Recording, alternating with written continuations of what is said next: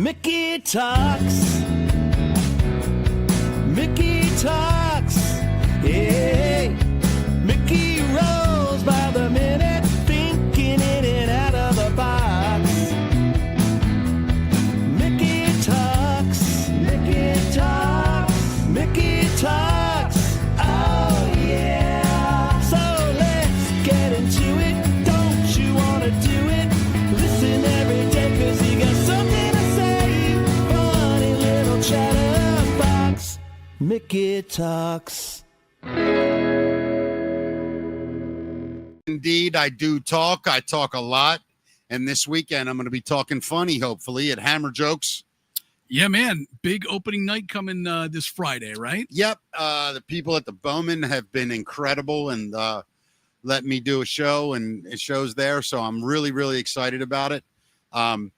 So much going on, Matt. I mean, if I told you my last 3 days, you just wouldn't. I can't even imagine. I mean, Dude. look, let's to tell people what's going on if you're not already caught up. This is a very special place to both of us, but especially you. You first place you ever did comedy. The first joke I ever told on stage was there. Yeah. The first time I ever was hired to do comedy was that it's like the start of my comedy career. Right. And here it is, full circle all these years later.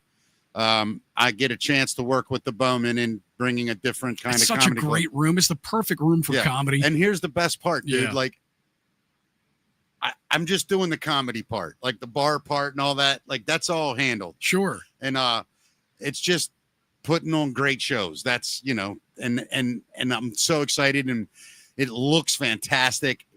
I really do. Like, the signs are up. It's have you seen the signs yet? I have, man.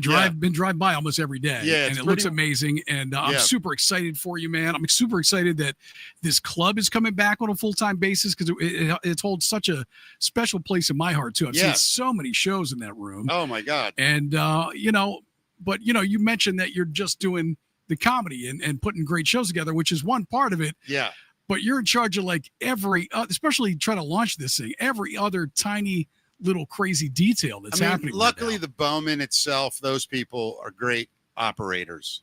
So they have the systems in place and all that, and they handle that. The shows and the advertising and all that's, you know, my area of expertise. Yeah. I wouldn't call it expertise, but knowledge. Yeah. And that's all I have to do. So it's great. You know what I mean? Great crew and staff assembled. Still piecing it together as we go. I mean, it's a lot of details that there's millions of them, and it's tough. So, but I'm ready, man. And I got to think about what I'm going to talk about those 2 nights, because I haven't even thought about doing comedy yet. Well, you never do you? Do you give it some thought beforehand? Normally the week leading up, I just put stuff in my head where I'm like, oh yeah, I want to talk about that. I don't know what I'm going to say. So it's like topics. Yeah. I'm basically like a fishbowl of headlines, you know. Speaking of which, that's going to be a night we do, and it's called Fishbowl Topics.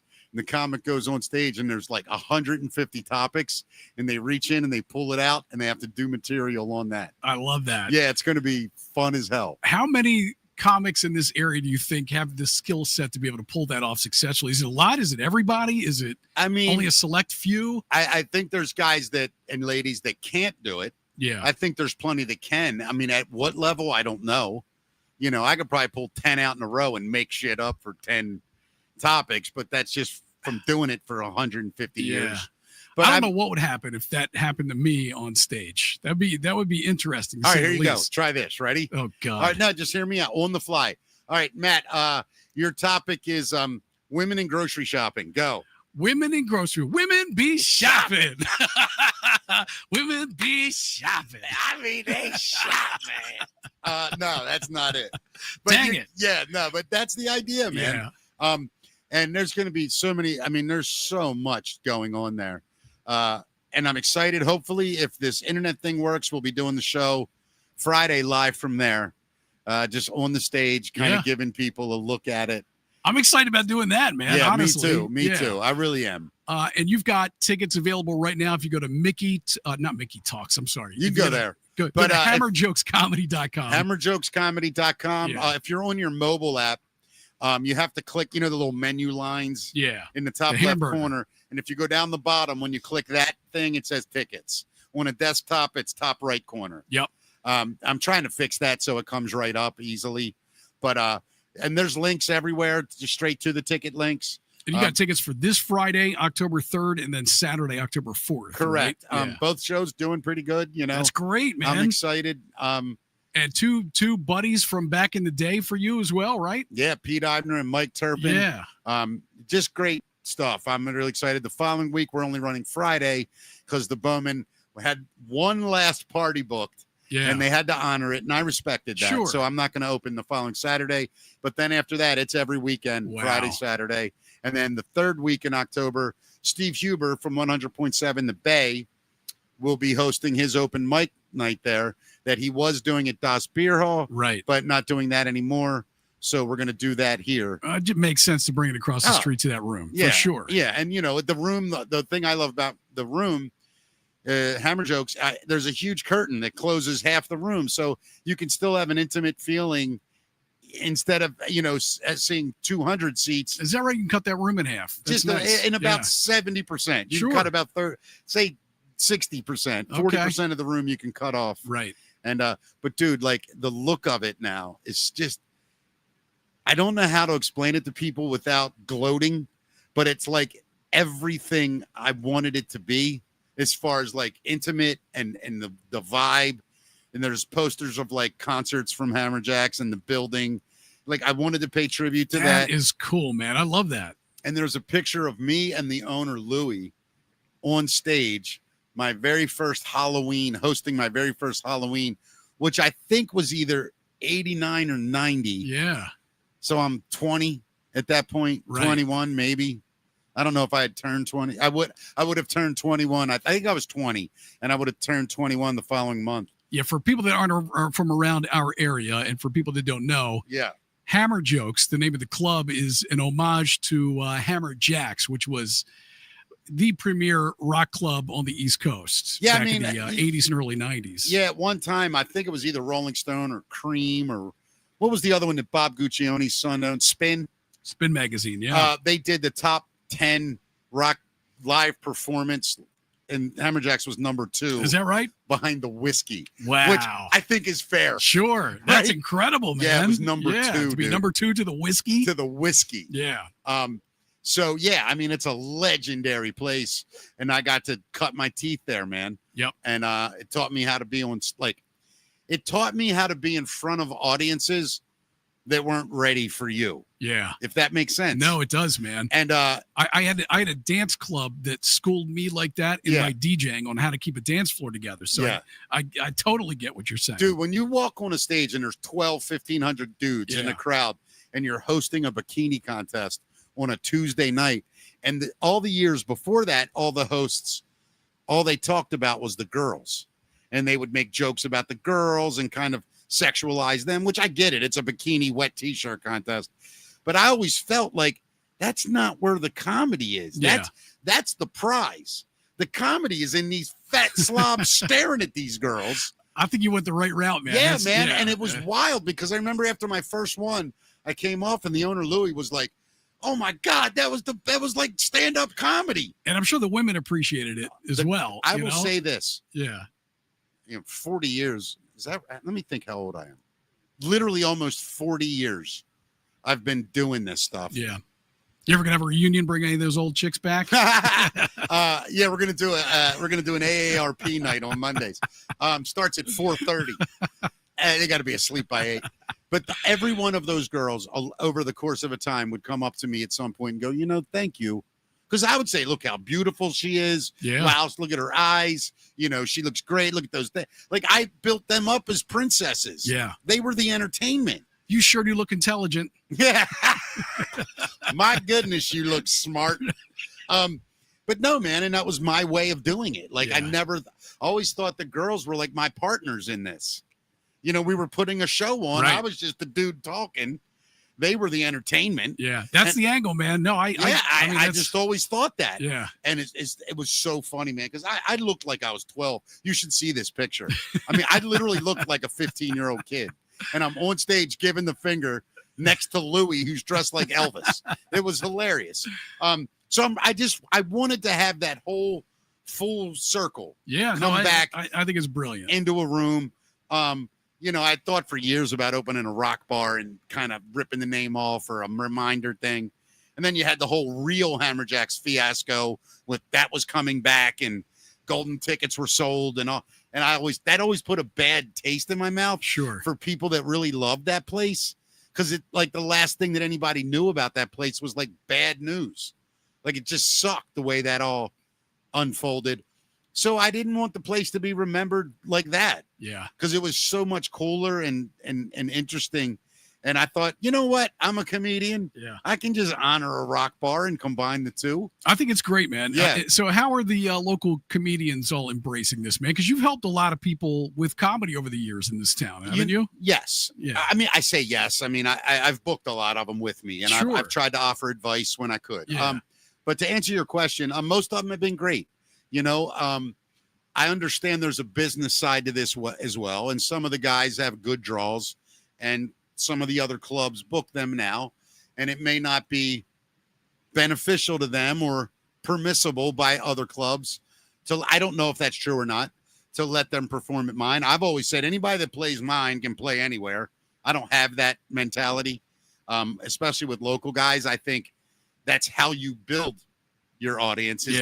These guys go out and play everywhere, and they find an audience. Then when you get them, when you look around town and you see bands, they're playing 20 different bars. Yeah. You're going to tell me 3 comedy clubs and you're booking these guys 3 times a year? Like, seriously? Sure. I'm not saying anybody's doing that. I hope not.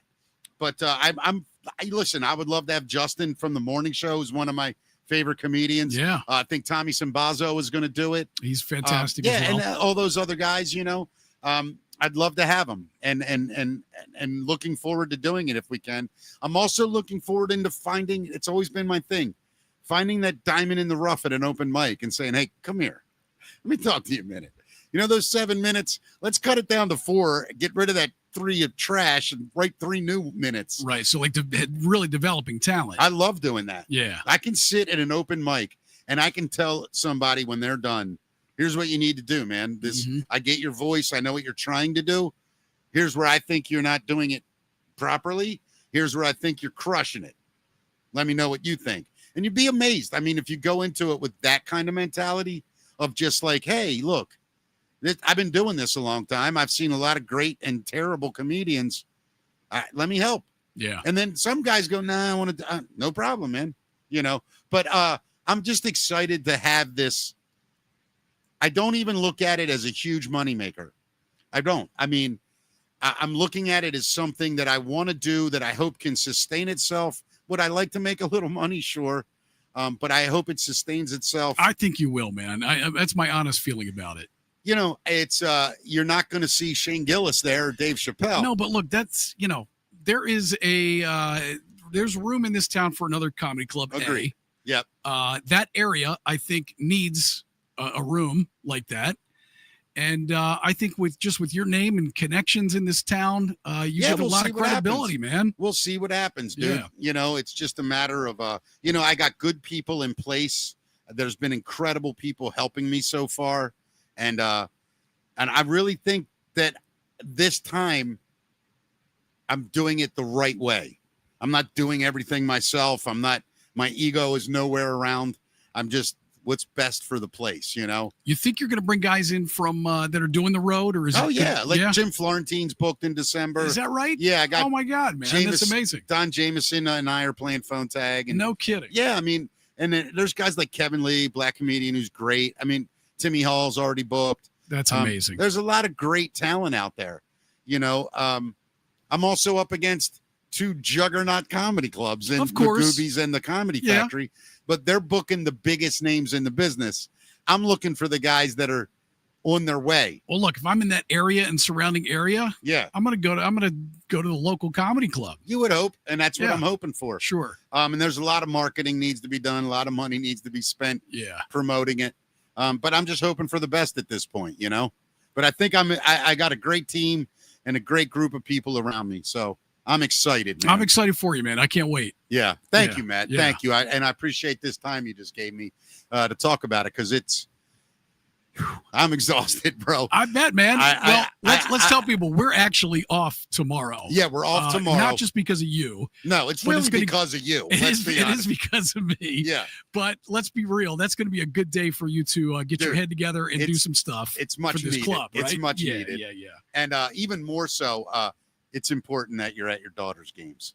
Yeah, it is. It is. I swear to God. Well, I told you that, and I appreciate that very much. Yeah, man. So, that's all that matters. Yeah. Trust me. I look back after all these years and I go, I wish I would have been at this, but I was making $1,000 that night. And then I look back and I go, well, I don't have that 1,000 now, and I miss that. That's true, man. I always said if I was in a position where I could help somebody and in turn they needed some time off to do their thing to make their life happy, I'm doing it. Yeah, so let people know there's some games coming up in October. That's the season. Yeah. So after that, we should be in the clear, though. Yeah, but I mean, if this continues, you're fired. Yeah. But by the way, if she goes to a winter sport, screw this. I'm kidding, buddy. No, I'm kidding, man. It's important to me that it's important to you. Or vice versa. Yeah. If it's important to you, then it's important to me. I appreciate it. And that's the way I roll. So, by the way, I'm going to start masturbating on Thursdays again. So we may have to reschedule the show. All right, I'll put it on the show calendar. Maybe we can still go at the right time. We'll see how it works. But that's important to me, man. Yeah, I know it is, man. All right, let's get to the best news in the business. Brought to us by Coffee Balam. The great people at coffeebalam.com has something you would want. And that's one of the best coffees on the planet. It actually turned Matt Davis, my partner, into a coffee drinker. Can you believe that? Dude, I mean, I remember when we started the show and we would talk, I would say, I got it. And you're like, nah, I don't drink coffee, man. And I'm like, can't do it. What kind of freak are you? And then you got a bag of this stuff and you tried it and you've been drinking coffee now. Yeah, they gave us literally, it was that day they were in the studio. Yeah. They gave me the samples, tried it. And I was like, this is actually pretty good. Yeah, man. So it's specialty coffee from Costa Rica, one of the 5 blue zones in the world. And but it's a local company. It's a Maryland company. If you're listening to us or watching us in Maryland, so you'd be helping out a local company, and the people behind it are great. We love them. Oh, it's awesome, man. Yeah, it's the way I look at this whole thing. If you could imagine, say, 6 months ago, that one of the best coffees in the world are going to be on our show as a sponsor, you'd go, I know. Okay, right. I mean, thank God they're a Maryland company. I know. Which helps drastically. So go to coffeebalam.com, use the promo code Mickey Talks for 10% off your order. Here it is, ladies and gentlemen. That's the facts, Matt. So let's wrap up the whole Diddy thing this week. That's going to happen on Friday. So the defense team for Sean Diddy Combs failed to convince the judge to throw out his conviction. So he's going to be sentenced on Friday of this week. I think the judge is going to crucify him. Yeah, well, yeah, listen. So, the judge ruled as a last-ditch effort for a new trial, ruled against it, rather. Diddy's attorneys had argued that the so-called freak-offs were merely amateur pornography shoots protected by the First Amendment. Likewise, the defense said convictions on charges of transportation to engage in prostitution could not apply to Diddy's freak-offs. I just have a quick question, man. Yeah. If their argument was it's constitutionally protected, are they saying that forcing someone to have sex against their will is a constitutionally no kidding, man. If you videotape it, as long as you record it, it's a porn. Yeah, that's hilarious. I think that's a little off. Yeah, and they're saying that the prostitution charges, they thought that wouldn't apply because he was just paying men to have sex with his girlfriends and watching, but never himself. The judge rejected that argument too. Of course, that's an asinine argument. Yeah. So Friday, he's going to sentence Diddy, who faces a maximum of 20 years in federal prison. Every bit of it. Well, prosecutors are recommending a $500,000 fine plus 11 years behind bars. It should be a $5 million fine. Yeah. And that I'd be fine with 11 years. I think that's long enough. Well, the defense is still asking the judge for only 14 months minus time served, meaning he would walk free on Friday. I don't think that's going to happen either. If he does, I bet he's dead in a month. Yeah, you keep saying that. That guy ruined lives, and imagine the stuff he didn't let out that he knows, and the people above him with power don't want that guy on the street, man. I see. I'm finally getting what you're saying here. You're saying whatever he's connected to, you think it's bigger than Diddy. Oh, he's a peon. You think he's a peon in this? Yes. Yeah, not a peon. I put it this way. You familiar with the mafia? Yeah. He's not one of the 5 figureheads, but he's like a consigliere. Captain. Okay. He's right next to them guys. Trust me. There is a group of people in this country that in that world dominate. And nobody knows their names. Nobody knows what's happening. But the influence those people wield goes to everyone. Presidents, lawyers, doctors, teachers. There are people that are just, you know the word influencer? Sure. That's been around forever. It's just how they influence. Up until social media, it was all done in private. You'd be at a restaurant and you go, hey, this is John. And John would look at you and go, all right, tomorrow morning, you're going to be the biggest actor in Hollywood. You're going to have this, this, and this. You're going to date this girl for 3 months. Then you're going to date that one for 3. You're going to be at this party at 9:00 on Friday, meet a guy named Dave. Dave may like you. Dave may want to kiss you. Make a decision now. You willing to be bisexual for Dave? Wow. That's the kind of shit that happens, dude. I was in parties in LA and literally left. Like, this is creep show central. I mean, dude, it is. I've learned 15 years ago, maybe 20. I don't want any parts of Hollywood fame. None of the money's not worth it. I will not sell my children's souls or mine for money. Yeah, that's creepy stuff, man. There's a lot of weird, unsubstantiated stories really behind Hollywood right now. They're saying, especially with like the child abuse thing. I mean, obviously, I think we know that child abuse happens out there, but that and then you got the real crazy conspiracy theories about the cults. And I don't know how crazy they are anymore, man. I don't know either. Now, I don't know either. I think I'm just saying a lot of those stories are coming out, though. I mean, the crossover between Hollywood, Washington, and New York, the power players. Yeah, it's all the same circle. It is. I mean, why do you think guys? I'm not saying this, but I'm just going to use a guy, for example, like a George Clooney. I'm not saying he's an evil, bad person. I don't know. But when you're in those circles, you're well aware of what's happening. You know, when you see these guys that are in their 70s and they got a 28-year-old girl on their arm that doesn't speak unless she's spoken to, that leaves when he leaves, that arrives when he arrives, that goes to the bathroom when he says she can. And there's boys like that too with men. Women have incredible power with young. It's just sick you look shit. At what's his face, who's in jail in New York now. The Me Too guy. I can't believe I'm blanking on his name. Weinstein. Yeah, Harvey Weinstein. There's a prime example. Everybody knew that, and they let it happen. And nobody said anything because if you do, you're blackballed. Yep.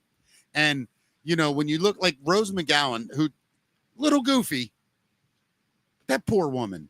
Yeah, just because she didn't want to bang some ugly fat slob, she gets destroyed. That's just crazy. Yeah, that's why, like, when I see things happening that exclude Hollywood, like, I hate to say it. Yeah. The 3 major networks are all in that together. Mm-hmm. ABC, NBC, CBS, they all rely on all these Hollywood stars for their shows. They're all in bed together. So I'm not saying credibility wise. I'm just saying philosophically, like you take a Fox News, they couldn't give a rat's ass about Hollywood. They destroy Hollywood. And it's interesting when someone like a Rupert Murdoch, I'm not saying he's a good person, don't get me wrong, but he had the balls to tell the mainstream media, you're full of crap, you know, in a lot of ways. Fox is full of crap too, in a lot of ways. But at the end of the day, somebody just finally said, hey, you know what? You're full of shit and we're not buying it anymore. And you're seeing it in television, movies, politics. People are just sick of being lied to. Yeah. And that's where we're at. It is, man. It's a lack of trust in Hollywood and in our news, our journalism, and let's say government and everything. Let me ask you all of our institutions. Yes. Let me ask you an honest question. Let's say tomorrow civil war broke out, right? City riots, National Guard goes in, they're firing guns at each other. All the news people are covering it. What station are you watching to feel you're getting the most accurate? I mean, these days, honestly, I'm relying on a lot of independent journalists. Give me one that you rely on. Well, it's a combination, I think, of a lot of different ones. But, so you moved away from the networks and you go directly to somebody. No, I mean, I still read all the network news. I read all of them. Yeah. And try to form an opinion and get different perspectives from other journalists who are on the ground in different places. But isn't it weird that we have to do that? They're all news channels. Yeah. Why don't they just say the truth? But here's what happened. This dude shot at that dude, and that dude shot back. You know why? I'll tell you why. Because advertising. Well, it's not just advertising. It's all about the clicks these days. Yeah, it's sickening. And they want to get you fired up. Right. So we're on this team. Yeah. And here's what's going to push your button when you see this headline and click this. I agree. I think you and I should start a separate That's the Facts Matt show. Yeah. I'm serious. Like once a week, just on Rumble or something, where we just get into news stories and we call out all the news organizations that are full of shit. And we just say, here's what we found. We don't know, but here's what they're saying. I think it could be neat. And some of them, unfortunately, found out that, the government might have had their hand in, assisting in how these news stories are slanted. Dude, I mean, Mark Zuckerberg, who's the 5th richest person on the planet, needs no one, could care less, point blank told Congress the Biden administration forced me to. It would show up at the door, I'm with you, bro. I'm with you. But when you do it, I don't I'll never trust Facebook again. You can't. Well, I mean, they're kind of the same business as journalism, kind of. It's all about how to get you to stay. Yeah, but when they purposely take things off, it's not about the truth and the news. It's how we're going to get you to stay on our platform. How we're going to inform you so that you hang on. So that you stay with us. Yeah. Yeah. And we make more money. And that should be a crime. Yeah. I mean, it's, a fine line to walk, I guess, when businesses obviously do things to make money. Yeah. Yeah. And I feel bad. But at what cost? I feel bad for the older people who, when I say older, 70s, 80s, they grew up with, Walter Cronkite, Dan Rather, Tom Brokaw. These guys, did they have a little bit of a lean? Maybe, and that's fine. You're human. But they just trust news guys because we were taught to. Yeah. And now you've learned that some of the biggest names in the business were just totally full of shit. Yeah. It's heartbreaking, man. And a lot of what we have today is just opinion pieces. It's not really what news is now. News journalism. Right. It's opinion pieces. And look, if the guy, people will say to me, "Oh, if you watch Fox, that's." I go, whoa. Fox isn't really a news show. It's news and opinion. It's like talk radio. Yeah. It's a show. I understand they're gonna. I don't watch Fox and go, "Oh, that's what's happening." The right's correct and the left are lunatics. Yeah. I'll tell you one source I get. My parents turn me on to this, and I always forget the name of it. Yeah. I'm going to try to find it quickly here. Sure. But they do a pretty good job at just straight journalism. It's called the 1440 Daily Digest. Oh, yeah, I've heard 1440. I'm not going to lie, I haven't read it, but I've heard of it. Yeah, so they do a pretty good job of just, here's the facts. Yeah, that's all I ever want. Yeah. Then it's up to us to form the opinion. Yeah. Right? Yeah, of course. I mean, you have to. I mean, if you're not, you're brainwashed with your team. You know what you and I should do one day, and it means nothing. We're going to take 15 hot button political topics. Oh my God. No, hear me out. And we're just going to take a test. And I'm going to start with this one. It would be something like this. Do you think Democrats or Republicans are better to fight crime from a political way? You answer one. And then you're going to have things on there where you switch. You think this part. And then we look at that at the end, and I guarantee you 90% of the people that see it will go, yeah, I feel the same way. Or everybody's just going to hate us. But I don't think they would, because it's literally topic by topic. Yeah. And if we all think that we all agree on everything, then you've lost the point of a democracy anyway, or a republic. You were all supposed to think differently, form our own opinions. We might have, man, unfortunately. Sad to say. I don't know, man. It's a weird time to be an American. It is. It's not the only time, though, man. This, we're living through what other societies have lived through. I mean, I'll put 2 eras that I think rival it, and not much more. I mean, look at all this stuff in the 60s. The 60s? Yeah. The Civil Rights Movement, the Depression, and the Civil War. Sure. Everything other than that, what we're going through now, is worse than anything. Those 3 other things I named are right on board. We're living in those times. And whether people want to realize it or not, I mean, they're just flat out shooting at federal officers now in their buildings. That's insanity. I mean, that's next level crazy. And I don't even blame a political ideology. No, I mean, my message to people is we better start looking at each other as fellow Americans. Let's start talking to each other. Let's start listening again. Yeah, turning off the news and just loving people again. But I got to tell you, Matt, what these little hot button issues are, because most of the things that they're using to push our buttons to get us all upset, a lot of them, they don't mean anything. They don't mean anything. I will say this though. I don't know if turning the news off anymore is a good idea, and I'm going to say why. Well, some people need a break every night. I get that. And you should give yourself a full break. I don't. Listen, here's my new thing. Do you know when I watch news now? When I get in bed. I used to all day. Oh, my God. Do you really? And the only reason. Right before you go to sleep? Here's why. What happened in the world today? There's anything I really need to know. You know what I mean? Like, I wake up now and it's all business. I'm this show and the comedy club, and I don't look at my phone anymore. I mean, every news thing used to come across, I'd spend 2 minutes with it. Yeah, that'll make you more productive, but I would hate to see your dreams, man. What are your dreams like? Dude, listen, that's the thing with me, because now I can watch it all, and I'm literally at a point where I go, all right, that's just salacious. That doesn't mean anything. I don't care about that. I don't care. Everybody flipped out the other day because the president addressed the military like a badass. I'm okay with it. They're the military. Yeah. They're not the Boy Scouts. They're not the Girl Scouts.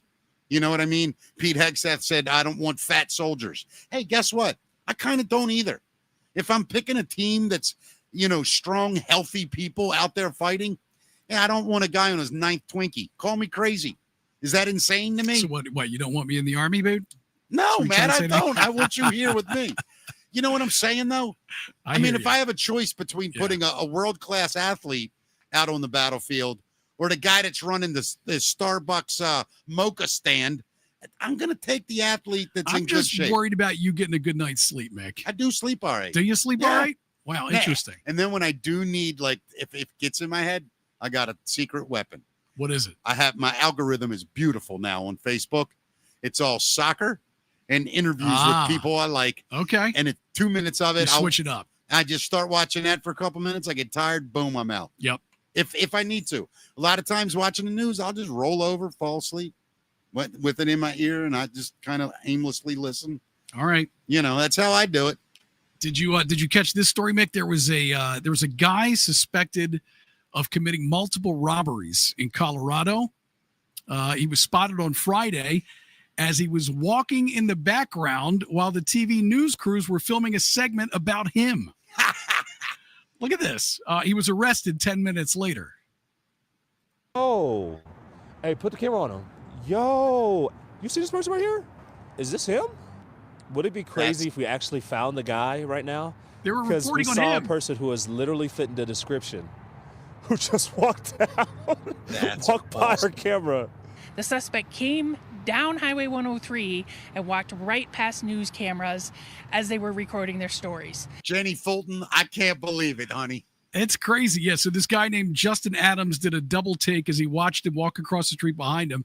This guy committed multiple robberies in Colorado, and they nabbed him. So the guy's in jail now in police custody. I think that I'm just checking our chat room. I think there is I guarantee you things like that. 70% of criminals, I bet, return to the scene if there's a crowd. Yeah, that's the old saying, right? Yeah. But it's just crazy that you would stand there and do a news story on the corner live at 6:00. And there's the guy that just walks behind you. Folks, we're on the lookout for a man in a in a hoodie and khaki pants rolled up string. I think. Can you pan over there? What are the odds, kids? Right? I thought that news journalist handled it great. Put them on again real quick. I just like the way he goes like, hey, put the camera on him. For real? You see this person right here? Is this him? Would it be crazy if we actually found the guy right now? And they did. I love the way that guy did that. That to me is yo, look at this motherfucker, right? That's beautiful. I love it. So have you seen this AI actress that's making a big stink in Hollywood right now? No, but Matt, we're getting there, dude. Well, her name is Tilly Norwood, but she doesn't exist.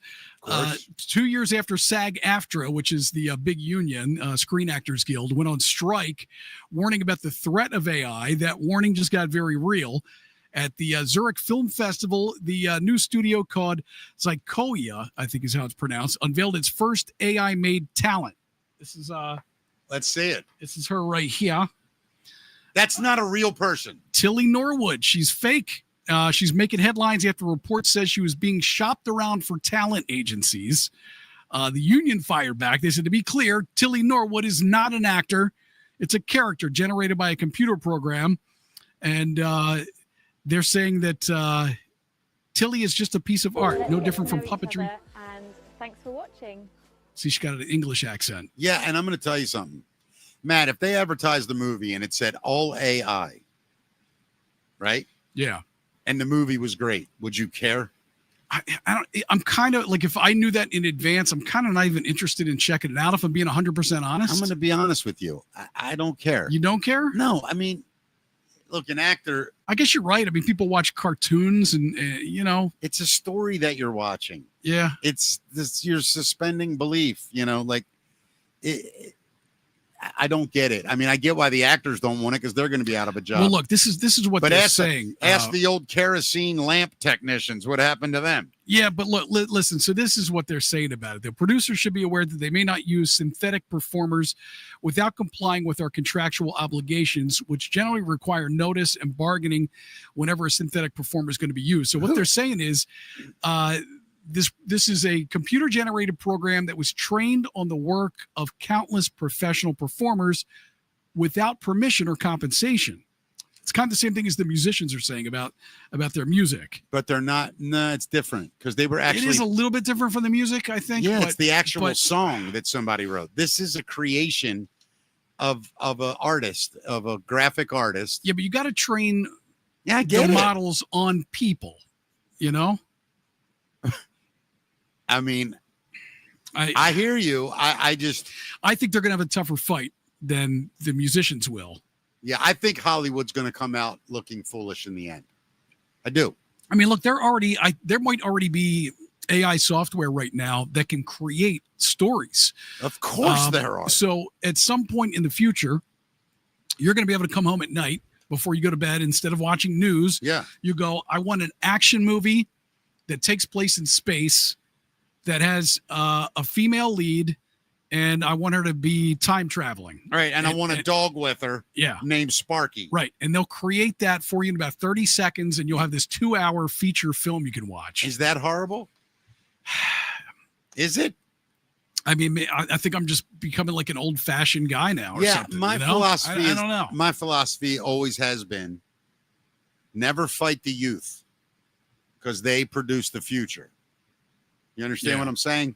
And yeah, but this is machines, I get it. Not really the youth. But it's entertainment. What's the difference of watching that or building Legos? Legos aren't real, but it entertains people. People, there's this entitlement that goes with art that I get because it's a very few people have that sort of talent. I don't think that goes anywhere. But, the actors and actresses that this is going to hurt are the big, huge names. You know what I mean? Of course. And that's why they're being so resistant. And I get what you're saying. And I agree with it, I think. But I don't know. There's this resistance inside of me that I know my first reaction is it's all AI. I'm like, if I had the choice between watching that and real people, I would watch the real people. Of course. Yeah. Who wouldn't? Yeah. But at the same time, if I come up with a story that's really cool, right, and I can't get it shot for under $15 million, maybe 200 grand, I can AI the whole thing. Maybe $30. Yeah, whatever. And my movie's produced. Whatever your subscription is that month to the AI program. Yeah. And, I just, it's a weird thing for me. Yes, things are a-changing, Mick. AOL has shuttered their dial-up internet service. They're gone. The company originally known as America Online. I know. I still have mine. You have your AOL you emailed it today. Yeah. I still use it. At its peak, AOL had 10 million customers. Yeah. However, as technology advanced, most users transitioned to faster broadband connections, shrinking current usage down to under 165,000 households. Yeah. But it's gone. She gone. The dial-up. The dial-up. Yes. Yeah, and that should have gone away.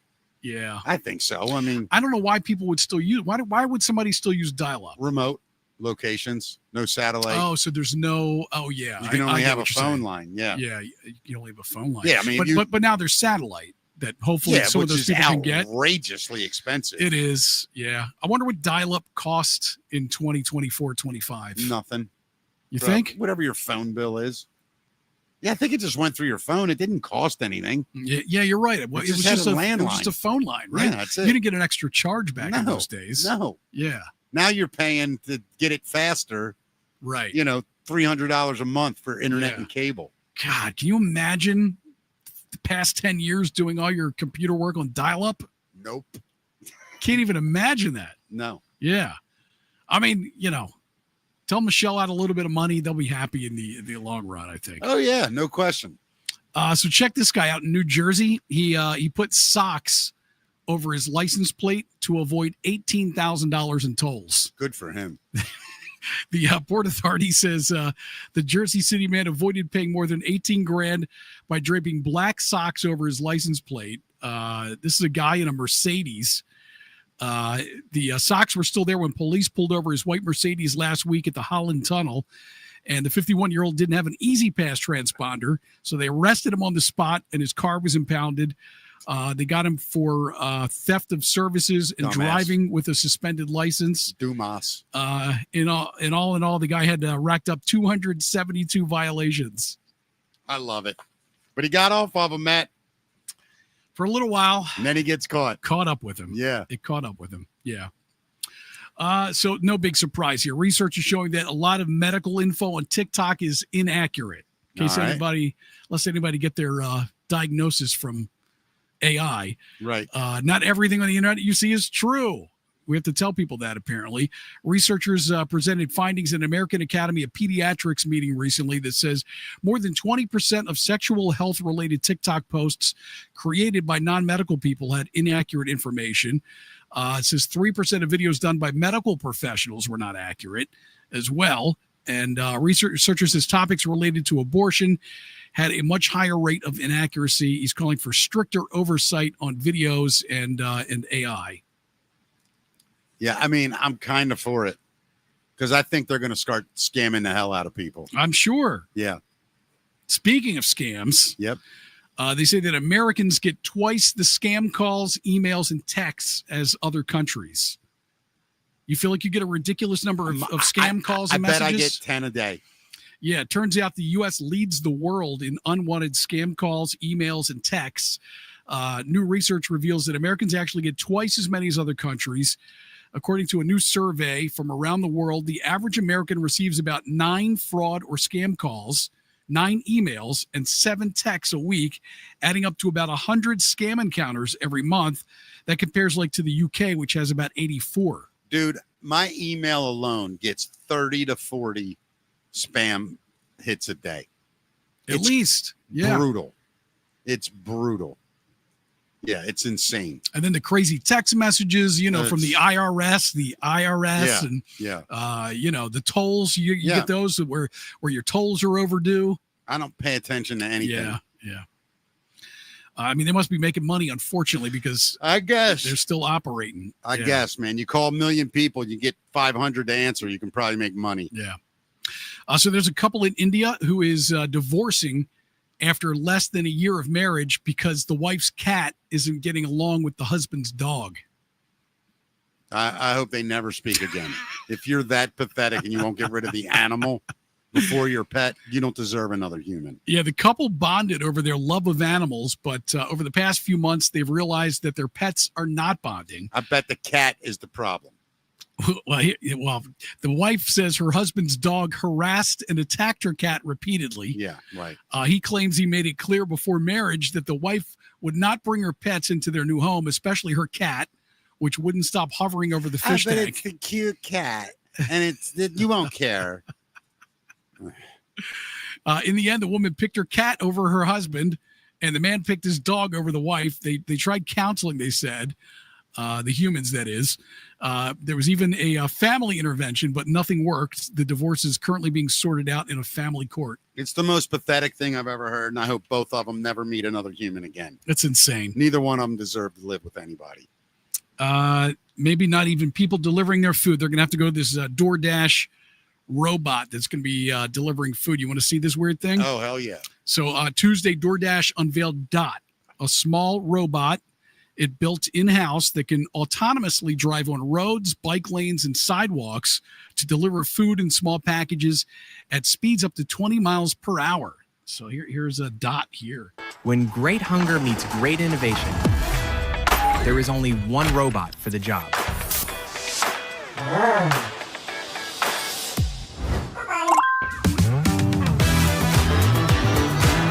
These things are going to get stolen, picked up.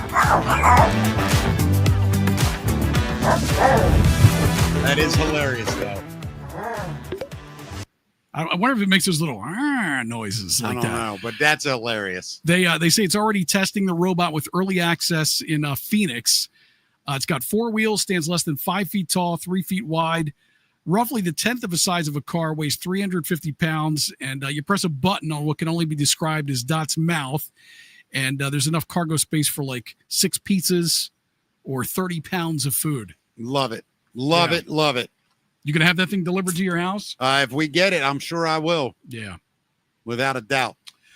So finally here, a video that's kind of going viral. There is a hangry wedding guest who infuriated a bride because she ordered a pizza to come out to the reception. So listen to her story. Tell me what you think of this here. Wrong for ordering a pizza to a wedding after we weren't fed for 8 hours. So I went to a friend's wedding recently and it was an absolutely beautiful day, but it was a really long day. The wedding took place at 12 p.m. and there was photos, drinks, more photos, with no food in sight. When it got to 8 p.m, I was absolutely struggling. I hadn't eaten since breakfast. No food had been served other than a few tiny canapes which disappeared instantly. I was starting to get hangry, so me and my friend who I was with decided to order a pizza sneakily to the venue. When it arrived, I slipped outside to grab it, and I shared it with a couple of other people at the table who were also starving. Word got round, and now the bride is furious with me and said if I'd just been patient, food was arriving in the next 30 minutes. She told me that I embarrassed her and undermined the catering. Pause. A couple of guests said that I just did what everyone else for a wedding. This after we lady, weren't... this lady right here is 100% right. You think so? Yeah. You invite somebody to your wedding at noon and you don't feed them till 8:30. Yeah, that's crazy. Who do you think you are? I agree with you 100% too. Yeah, the bride's dead wrong. Shove it up your ass, lady. You're dead wrong. I think you're the ignorant one. Yeah, I'm offended by you. I mean, there's a reason. Like right after the ceremony, they usually give you some drinks and cocktail hors d'oeuvres right away. Of course, right? Yes. So you get satiated a little bit. Yeah. And then you can wait around for dinner. But 8 hours? Yeah, that's crazy. That's yeah, insane. Of course. Yeah. Yeah. Dumb. And like she said, a lot of people will not eat before a wedding because they think they're going to be there eating a lot of food. Right. So you come a little hungry. Yeah. And you show up Totally and there's normal. nothing for 8 hours. Yeah, that's bizarre. Plus, 8 hours? I mean, that's a long wedding too, man. Yeah, That is an incredibly long wedding. That's ridiculous. Yeah. I've never even heard of that. No it's Screw that insane. bride. Yeah. Bridezilla. All right, Matt, great job. All right, buddy, let's go right into it. Hammer Jokes bringing us Matt's Music Minute. And I got to tell you something. This Friday and Saturday, tickets are on sale now. You can go to our description here for the link. You can go to my Facebook page or HammerJokesComedy.com. If you're on a desktop, the ticket link is right on the top first page. If you're on your mobile phone, hit the 3 little lines or whatever it is, and down the very bottom, it says tickets.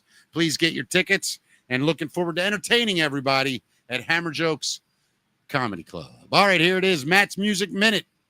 All right, so the judge in the Steven Tyler sexual abuse case recuses herself. Her name is Tamara Hall. She is no longer overseeing the sexual abuse case against Aerosmith frontman Steven Tyler. There was a hearing scheduled yesterday for the case, but it didn't happen because the judge recused herself. She has presided over the case from the beginning, but on Monday night, she removed herself, citing a section of state code that generally states she is doing so in the interest of justice. What, did she know Steven Tyler or something? It doesn't say. Why, it doesn't say why she recused. Yeah. That's a it's bizarre very strange. Thing. Yeah. Why don't you Tyler's come out next week? I banged him. Yeah, I called him in my chambers, and that's what happened. His lawyers plan to ask the judge to drop several elements of the case brought by the woman who says Tyler had an illicit relationship with her when she was 16. You know how that came out, right? No. I'm pretty sure it came out because Steven Tyler talked about it in his book. And then this woman came forward. Yeah. All right, you're going to talk about it. You're going to pay me. Yeah. Yeah. So the now 68-year-old woman claims the relationship started in 1973 when Tyler was 25. The case has been reassigned to Torrance Superior Court Judge Patricia Young, with the next court date scheduled for October 15th. I mean, that's a weird story. You know, you don't want to see a girl get taken advantage of, certainly. No. But at the same time, I mean, what is it, 50 years ago? How long ago is that? I know, but I don't know, man. 16 and 25? Was It's that ever terrible. cool? No, that's the point. Yeah. And you're right. It's probably Tyler talking about it. And I mean, why would he talk about it? I think he's batshit crazy. I'm not kidding you. I think he's off his rocker. Well, you kind of got to be. I mean, if you're a rock star at 25, why are you dating 16-year-olds? Why do you have any interest in a 16-year-old? Because they're there. It's horrible to say. Hey, Matt, I got to grab a drink while you read this next one. All right, go ahead. So, the Kiss Cam CEO, we got to wrap this story up, Mick. This is the guy that Andy Byron, the former CEO of Astronomy, and half the duo whose Kiss Cam exploits at a Coldplay concert this summer took over the internet, wasn't able to salvage his job, but he may have managed to save his marriage, they're saying.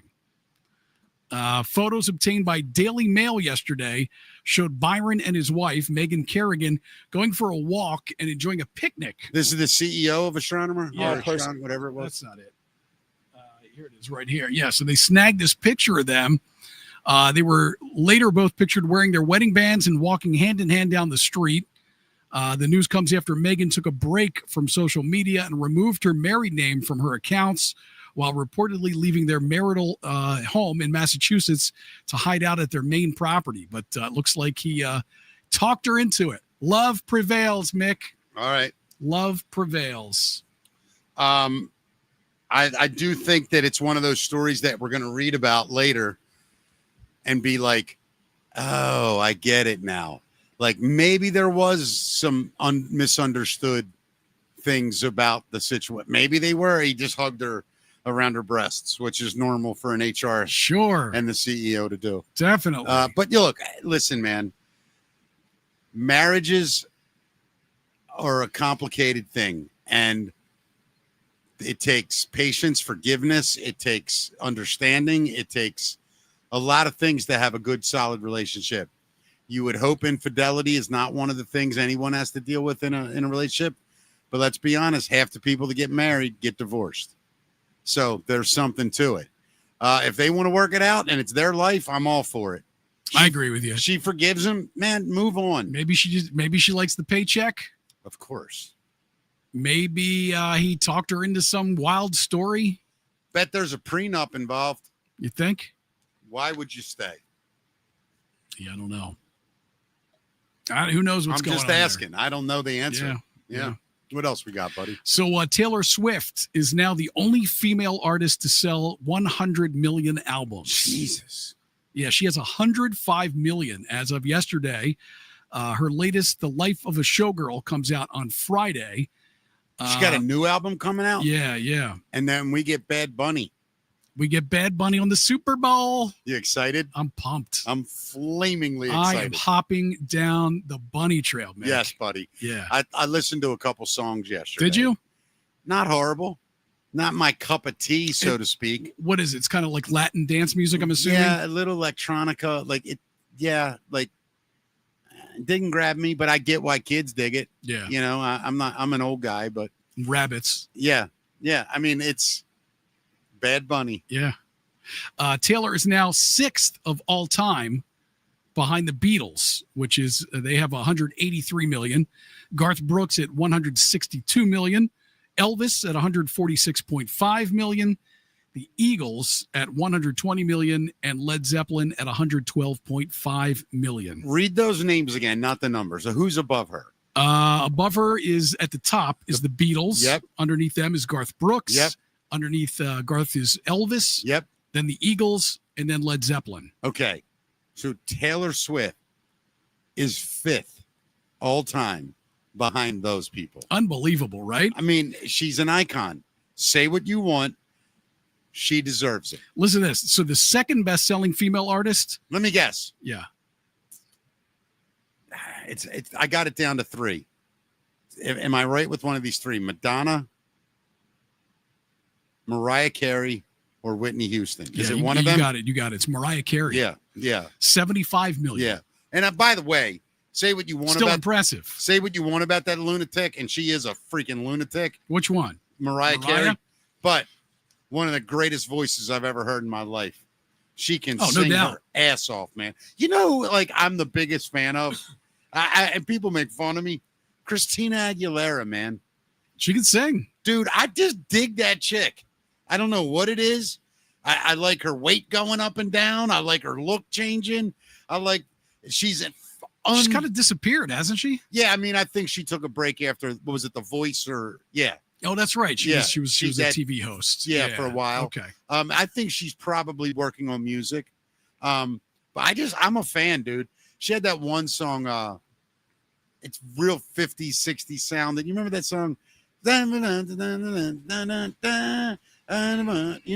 God dang it. Christina Aguilera song? Yeah, dude, I wish I could play a second of it. I'm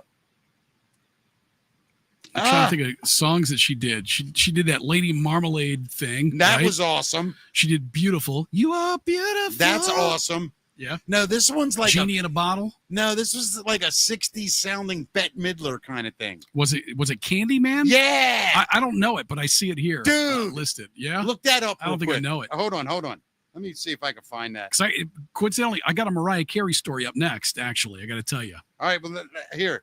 Let me just play this for you real quick. She had that song Dirty. Yeah, I remember that. Yeah. But here, listen to this. It's just a cool vibe of the song, I think. I got the dumb commercial first. But I think Christina Aguilera is my favorite. Oh, I do remember this. This song's awesome. Yeah. That's really interesting. I just thought it was such a cool musical piece. Yeah. And I think she's gorgeous. I don't know. I just like her. I'm a fan. Yeah, I hear you. I do have my pop sensibilities. My boys know it. I love pop. I grew up on pop music. My son tells me pop all the and time. rock. My son tells me all the time, you know, Dad, Bob, he'll say, the older I get, the more I understand like why Paul McCartney was your favorite Beatle, or I have these Green Day. So they're just pop songs. Yeah. I like massive hooks. I love a great hook. Me too. I'm the same as you. Yeah. So Mariah Carey, did you know that she had a 90s grunge album? I did. For a fact, I knew that because the guy that played bass on it, I met. Get out of here, man. Long-haired dude. So let me tell this story so people have some context here. So back in the 1990s, Mariah Carey secretly recorded a grunge album. It's called Somebody's Ugly Daughter. And she did it under the band name Chick. Yeah. Her label at the time wouldn't let her unveil the version on which she sings lead. So instead, it was quietly released with Mariah Carey on backing vocals. Yes. And her friend and co-writer Clarissa Dane on lead vocals. So recently she was talking with SZA, on SZA's podcast, I think it was, and she unveiled the tracks called Hermit and Love Is a Scam, and everybody thinks it's got like Hole or Veruca Salt vibes, like I mean one of the 90s chick rocker bands. Now, I don't know. You know what? Let me correct my I story. heard a little piece of it today. Was it cool? Yeah, I didn't want to play it on the show. I didn't want us to get dinged. I mean, if you play it for a couple seconds, I think it's okay. It was, I mean, I probably would have been a fan of the album if it had come out in the 90s. I want to correct my story. I don't know if the guy played bass on, I think he played bass on the demo for the songwriter. Does that make sense? But not necessarily the recorded track.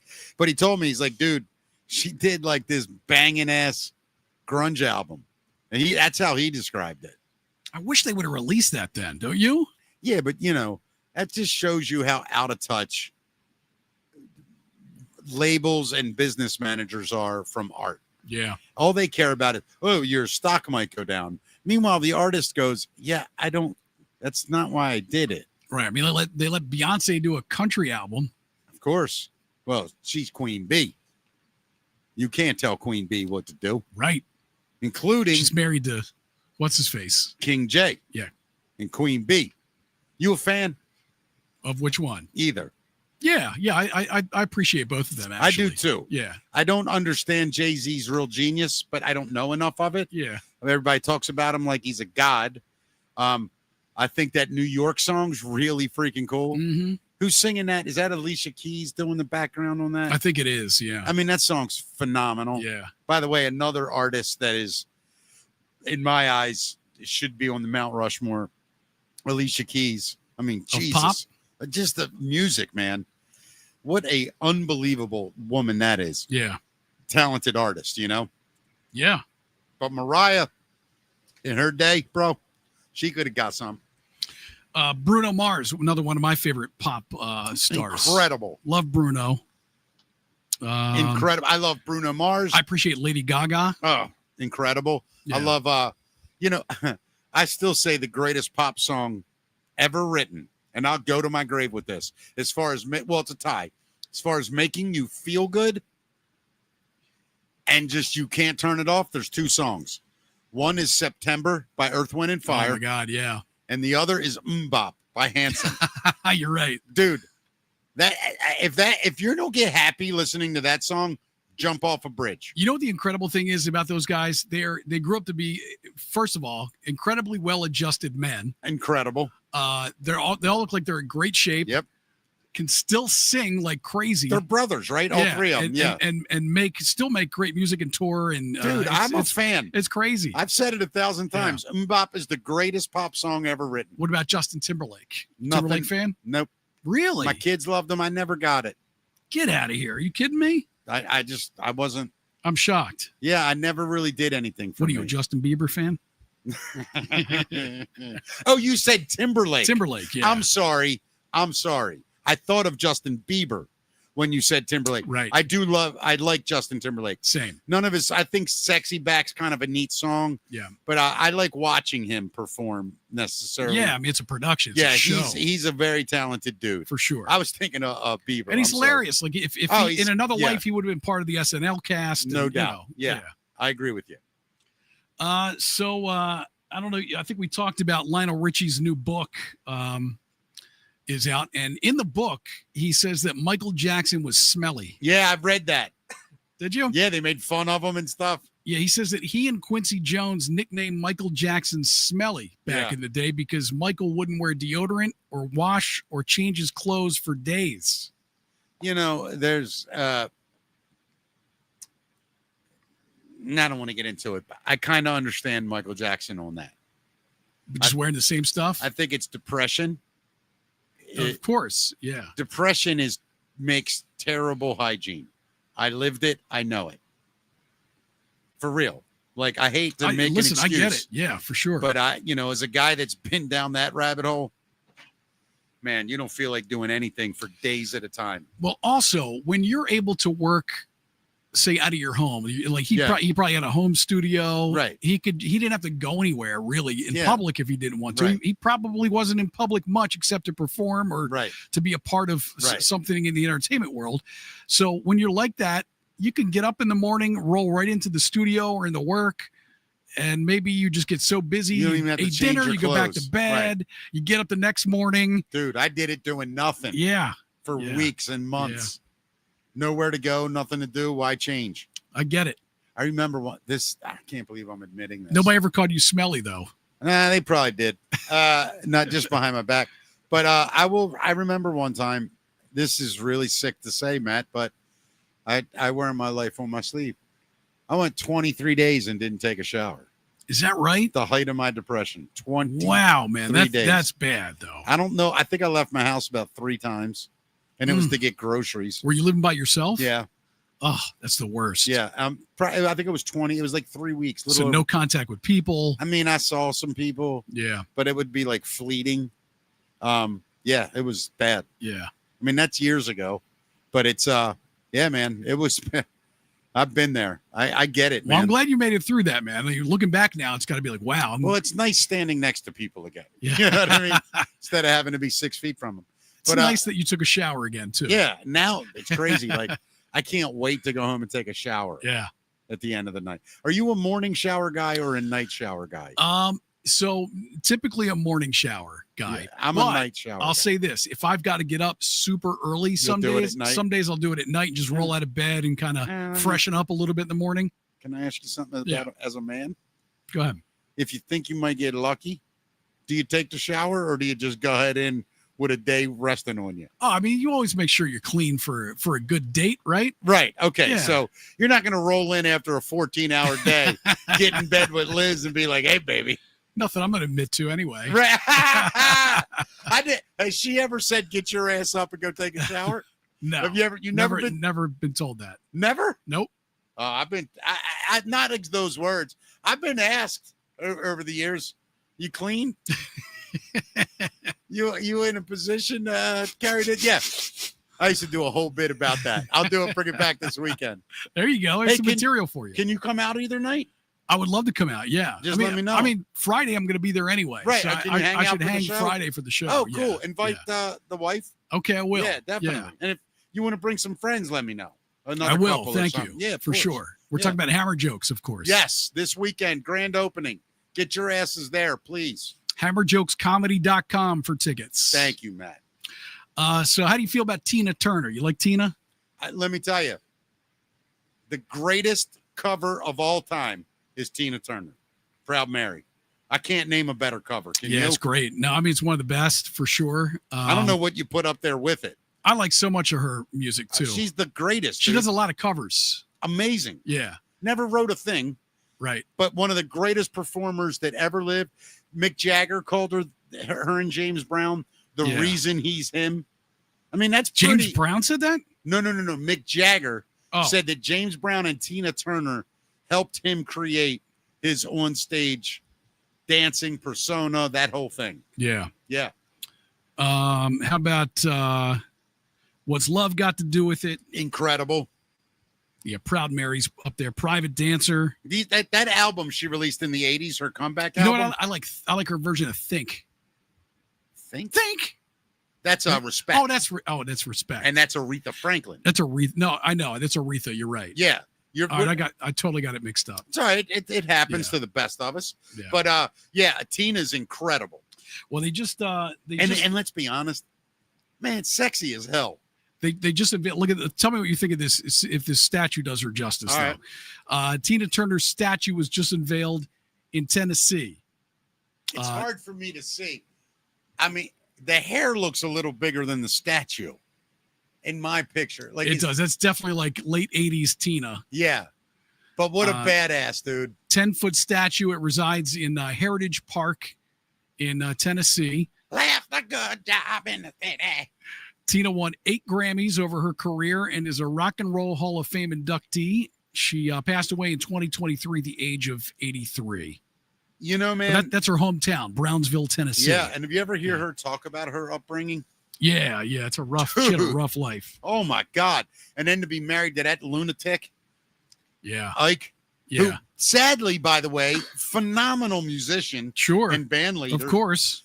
Horrible human. Horrible human. The movie that, what's her name played? Angela Bassett played. Yeah. Unreal. Yep.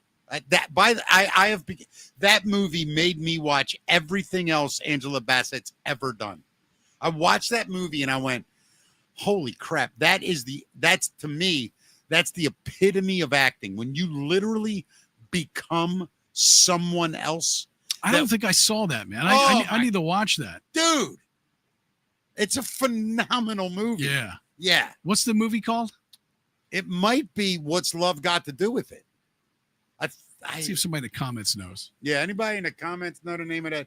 By the way, if you look Tired said she had beautiful legs. She did. Did you look at the spelling of how you mark that into the computer? Look what you called it. Wait, which one? The Tina one. Tina Turner statue. No. Look at the highlighted blue thing where you would turn the video on. Yeah, look, what's that say? It says Tina Turner statue. Look a little closer. Oh, I said tuna, didn't I? Tuna Turner. That was a typo. Yeah, that's hilarious. I actually thought it was another story when I looked up there. I'm like, Tuna Turner. What the hell is that? And I realized you just had a typo. That's my fat What's fingers. Love Got to Do with It was the name of the movie.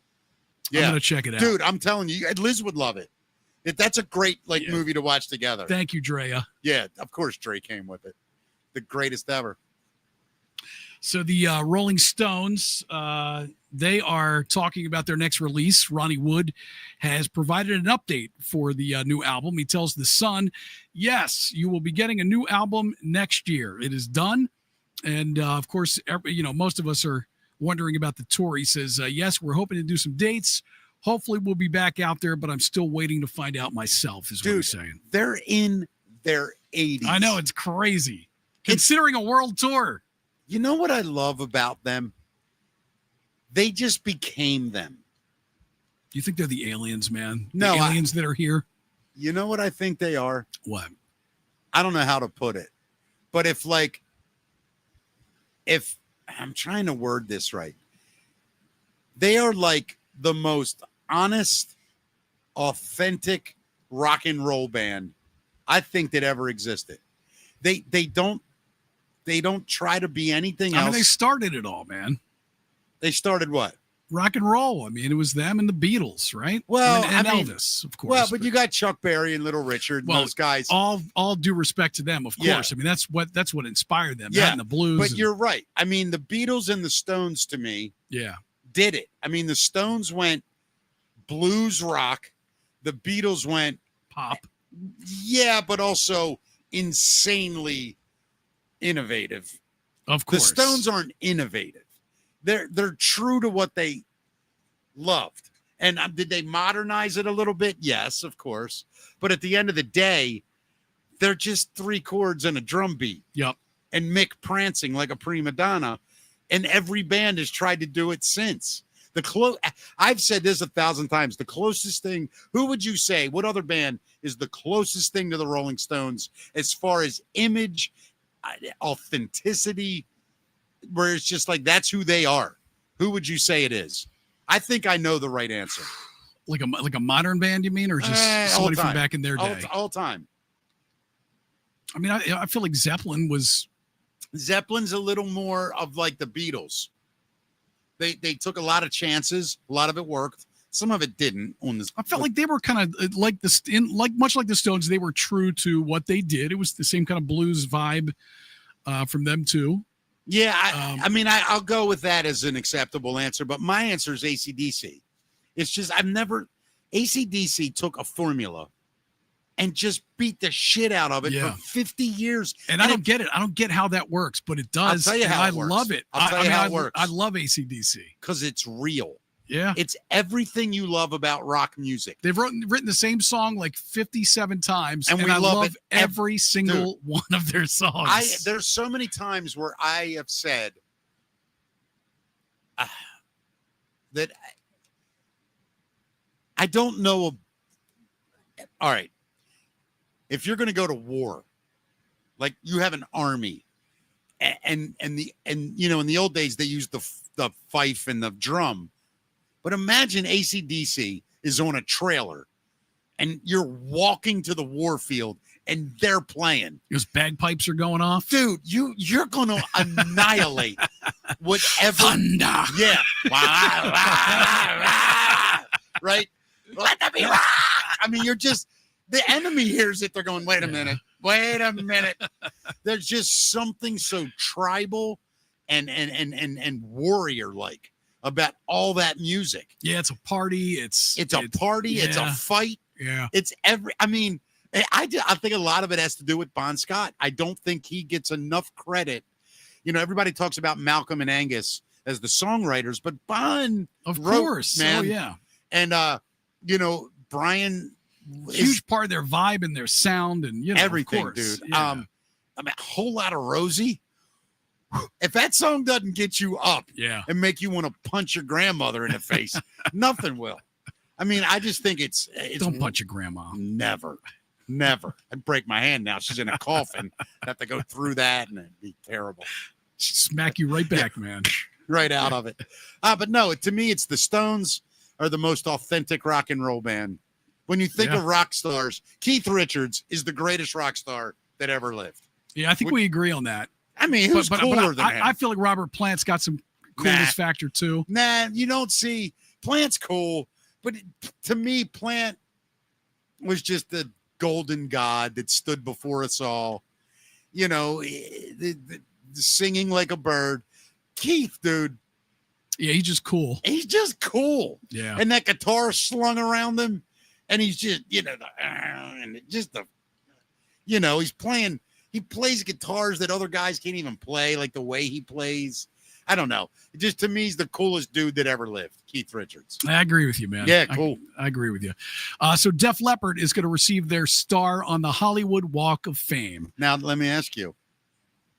You know what happens when you get a star, right? What's that? Your handprints go in it. Are they going to have 9 hands in there? That's have weird. 9 prints. I'm guessing. Or does he do it twice? Does the whole band do it? I think I know people do, but do the whole band? I guess they do. I don't know. I don't have any idea. Good question. But now it's going to be weird, right? Maybe it'll be 2 left or 2 right. I bet they do it as 9 because that's who they are. Sure. And by the way, like that's been a joke for 30 years now with him having 1 arm. But can we acknowledge how amazing that really is? Oh my God, that story of how he had to re-audition. Listen, you know what he did? Played Zeppelin. Well, he was in the hospital bed. He was in, talking about the drummer of Def Leppard, of course. Yeah. He got into that wreck on New Year's Eve, 1985. What was it? Something like that? Earlier than that? I thought it was right after. I don't know. But wasn't it right after after Pyromania? Yeah, which I think would have been 83, 84. Yeah. And then, go ahead. Okay. So he ended up in the hospital, of course, lost his arm, and he would lay in the hospital bed. Totally, I guess he was like in a body cast or something, could barely move. Tapping his feet. But he would start to tap his feet on the bed and then his arm, and he figured it out. And then just the electronics that they had to try to put together to get him back on. I mean, it's an incredibly inspiring story. Singer Joe Elliott. Yeah. In an interview one time was talking about, he actually filled up because he said it was behind the music when VH1 was doing that. Right. He said, what I don't really, he said, I'm not proud of this. And it's something I regret, but we made him audition after he wanted to come back. Yeah. Because we weren't sure. And he said, and when he played Zeppelin songs and the band was just like, oh my God. And he said, how must that have felt for him that it's his band? He's a great drummer. He loses his arm. And then we go, well, we'll see if you can. Like, what if he just played mediocre? Would you have not let him back in the band? Like, and he felt bad for that. But the fact that the guy turned out to be, and then that what was Hysteria is recorded with 1 arm, right? Yeah. And that's just, I can't one arm, 2 legs with extra like triggers on with his feet that he uses to keep the beat. But nothing was tracked. Yeah, nothing faked. He does plays it live. It's unbelievable. Yeah, it's incredible. Guy's a hero to me. He is, for sure. The band's going to receive their long overdue star in Hollywood Walk of Fame on Thursday at 11 a.m. Pacific in front of the Capitol Records building. And it's going to be MC Bob Buckman. He will be joined by John Bon Jovi and Universal Music's Bruce Resnikoff. Oh, cool. They will ring those guys in down there. Nice. Yeah. Band super pumped. Said none of this would be possible without you. Thank you, the band said on X. So Def Leppard. You're welcome. Yeah, you are welcome, gentlemen. Yes. And we have a theater if you'd like to play. Please. Matt, before we get off, again, I want to thank you for being so kind with all the Hammer Jokes mentions on this self-serving show that we're doing. I want to remind everyone, please, this weekend, get your tickets. Come on out. It's going to be a fun comedy show. Myself, Pete Eibner, Mike Turpin. It's a really cool vibe in the room. Full bar, food. It's a great time. Both shows are 8 o'clock Friday and Saturday. Doors open 7:15. Get there, chill out, hang out. I'm going to do a little different too, Matt. Like after the show, you're not going to get rushed out of there. We're going to clear tables, but there's a big bar there. You can stand around. If you're lucky enough to get a bar seat, you can grab one. We'll hang out afterwards. Nice. And that's the kind of vibe I want to have there. You know? So anyway, I'm looking forward to seeing everybody and being a part of it. HammerJokesComedy.com. We got the link in the description for you. Yeah, please. Get your tickets there. Yes. And Matt, I will see you. We're off tomorrow. We're both off tomorrow. Friday from the club if everything goes well. We'll be live from Hammer Jokes, right? Yes. If not, we will be outside on our phone figuring out a way to do something. Yeah. Right? That's all we can do at that point. Yeah. It depends on where the internet is in that building. Right. And what we can do. Yeah. I'm leaving here to go try to figure stuff out. Yeah. As we speak. Yep. All right, buddy. Great job. I will see everyone else Friday. And if you're coming to the show Friday, thank you so much. Sincerely, thank you. And look forward to seeing you. Anything else? No, well, go to MickeyTalks.com to get your Mickey Talks merch. Please. Yes. And make sure you subscribe if you're not already subscribed to our YouTube channel and to Rumble, because October 13th, coming up in less than 2 weeks here, we're not going to be on Facebook at all anymore. Well, damn, look at that. Oh, dang. Well, look at that. Well, if we haven't figured out the road to success. Hey, by the way, I have a show I want you to start watching. Okay. It's an old show. Did you ever see the Boondocks? No. Dude, we'll talk later. All right. See everybody Friday. Bye, everybody. Thank you so much.